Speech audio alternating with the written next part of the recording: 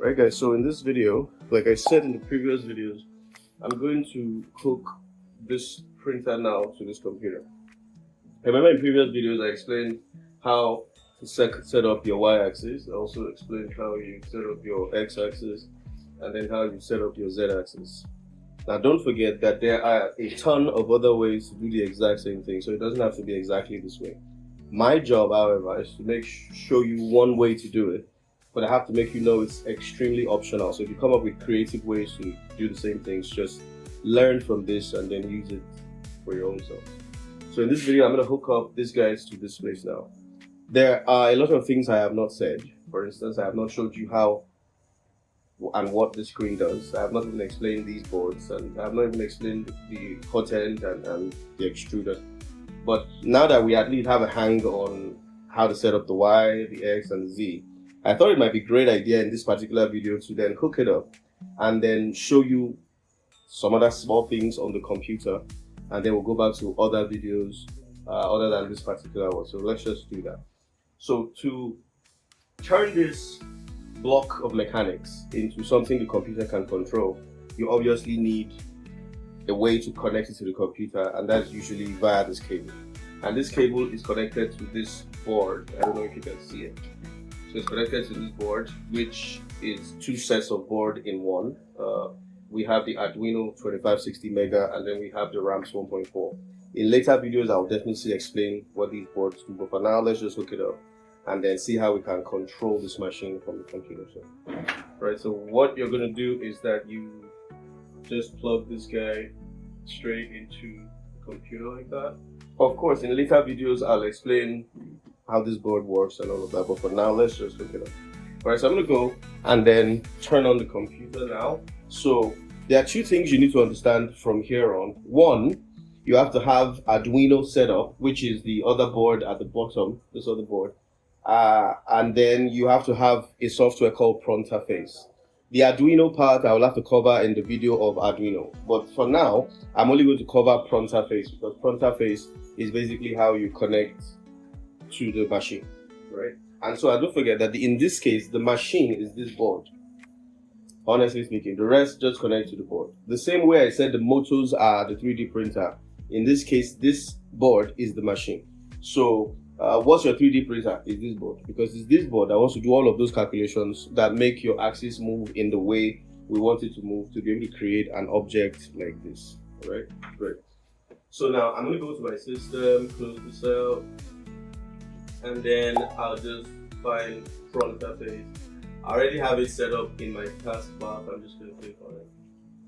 So once Pronterface loads, you'll see some controls on the screen like this. So this way Pronterface looks like. I don't know if I can zoom in so you can see it. Let me see if I can zoom in so you can see it. All right, so that's Pronterface. That's what it looks like. So now I'll zoom out and then go back to previous position. All right, so now when you get to Pronterface, there's this particular button here that says connect. So you click on connect. Now, if you get everything right, it's going to connect to the printer. And then if I show you the screen of the printer now, the printer screen is telling you ready. I don't know if you can see that. Right, it says ready. Can you see the printer screen says ready? So once you get this ready, it then means that your printer is connected and all set up.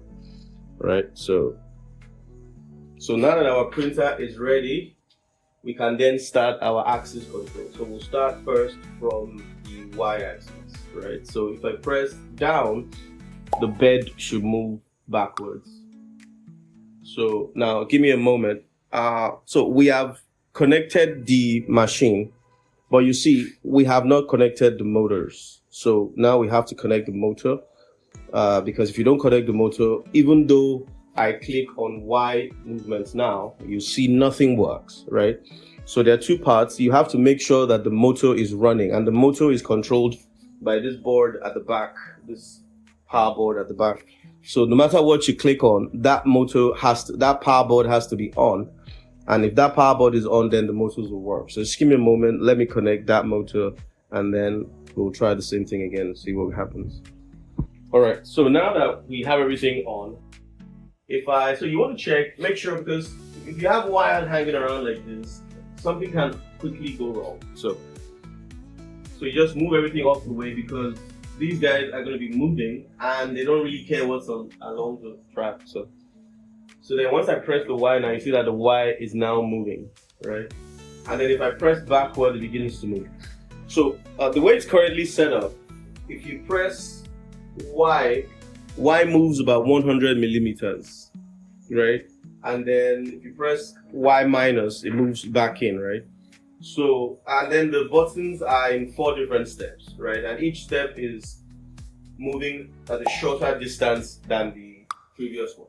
So the top one, if you look on here in Pronterface, let me see if I can zoom in for you to see. Now, if you look on here, you'll see that this button right here says 100. So if I click on that, it moves the printer inwards by 100 millimeters. And if I come down here, it means that this one is also 100, but it moves the machine closer to you by 100.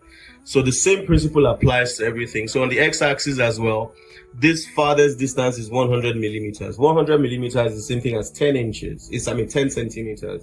And 10 centimeters is the same thing as 4 inches.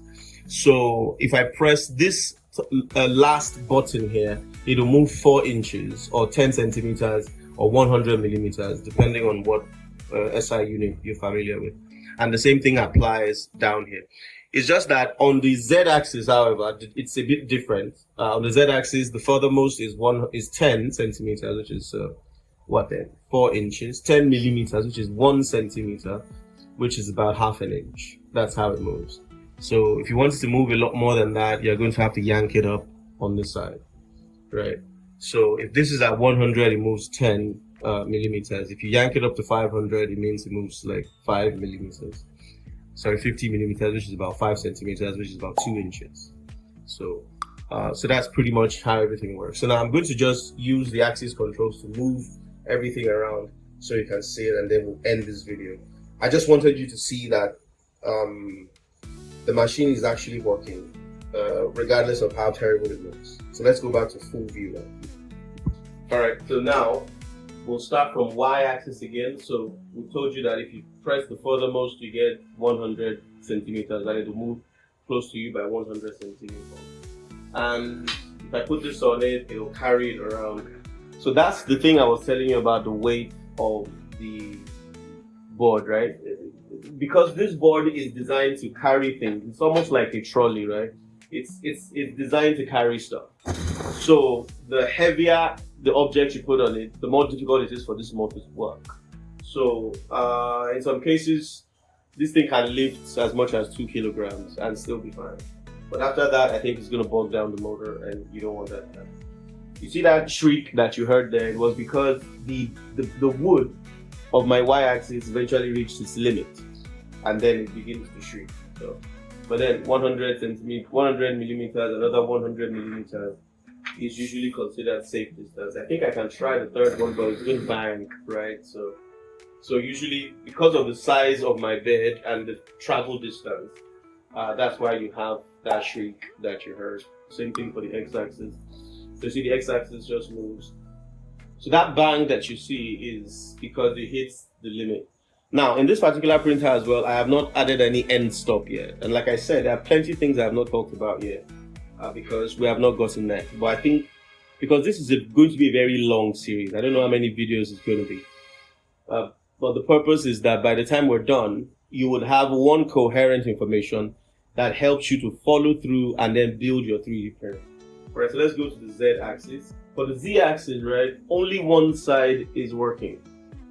So what I'm going to do is I'm going to troubleshoot that. In most cases, when things like that happen, it means that this motor is either not connected or probably it's removed or something. So we need to troubleshoot for that. And so I'm going to have to do that. All right, so some wiring wasn't working right, so I had to fit it back in. Now it's working. So if you see, if we do this now,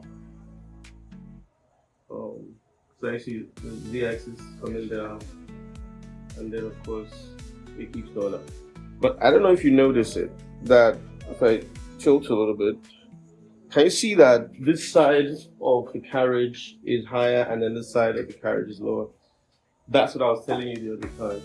So to do something like that, you might just have to twist this guy down to where it balances. And so once you notice a balance, I think it's balanced now, you can then continue.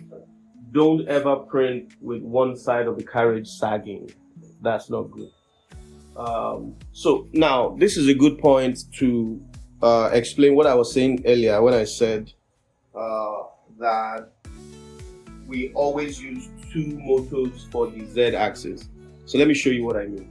So I'll quickly turn off the board now. That is the motors. I'm just gonna turn it off.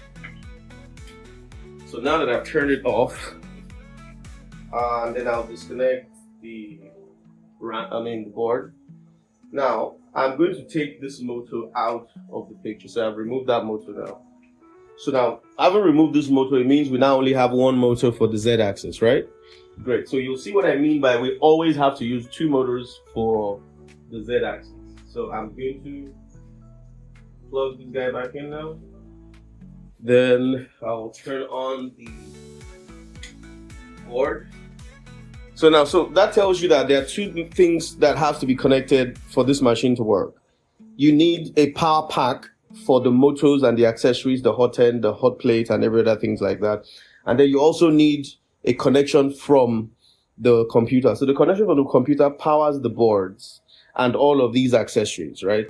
But you see, they don't power the motor. So you keep that in mind. That's why you need a power pack as a separate accessory. But of course, we have not gotten there. I'm just giving you a heads up. So now currently we only have one motor wired up to this particular 3D printer. So I'm going to disconnect now. And every time you remove the cables like that, it disconnects the Pronterface. So you have to disconnect and connect back to it again. Otherwise, it's not going to work. So if you notice that you disconnected and for some wild purpose, you can't get control of your machine, it's because you turned off the board from the machine, and so it loses connection for that particular session. So you have to restart it. Great. So now I haven't connected. Now I'm going to press up. You see, only one side is moving up, right? And I'll keep doing that a couple times. And then so you see the sag happening on one way, and that's why we always have two motors lifting the z-axis, because just imagine, it's creepy, right? It's only going to move it on one side. If you are planning to use one motor, then you probably have to figure out how to lift it on the z-axis, or probably keep your z-axis, right? Keep your x-axis as the stationary, while the z and the y are the variable. In this case though, the x-axis is permanent, and then we use the z-axis to move it up and down. But there are different other configurations like I had said. So in this particular case, you see it just quits moving after a while because this guy is too high and this guy is too down. You don't have any smooth motion that way, so everything breaks. So that's pretty much everything I wanted to show you, that the machine actually works. There are 3 things you have to keep in mind. 4 things you have to keep in mind. The frame matters because the frame has to be rigid enough for you to power things or move heavy things around or work around. And then next to that, you have to do your axis controls, the X, Y, and Z. And then you figure out which part you want to work. Are you keeping the Y stable, or are you keeping the X stable, or are you keeping the Z stable? It depends on what you're trying to build. And there's almost no way you can build it. Nobody's marking a script on this one, right? And if you already have a 3D printer that you bought from somewhere, all you need to do is figure out what kind of configuration you have and then work with what the manufacturer gives to you. All right, guys, I don't want this video to be too long. We're going to go to the next video, and then we'll do some more explanation of some components. In the next video, we're going to now go to wiring, how we wired the motors to the board. I just wanted you to see some explanations in this particular video. So let's continue our video now. Bye-bye. Take care.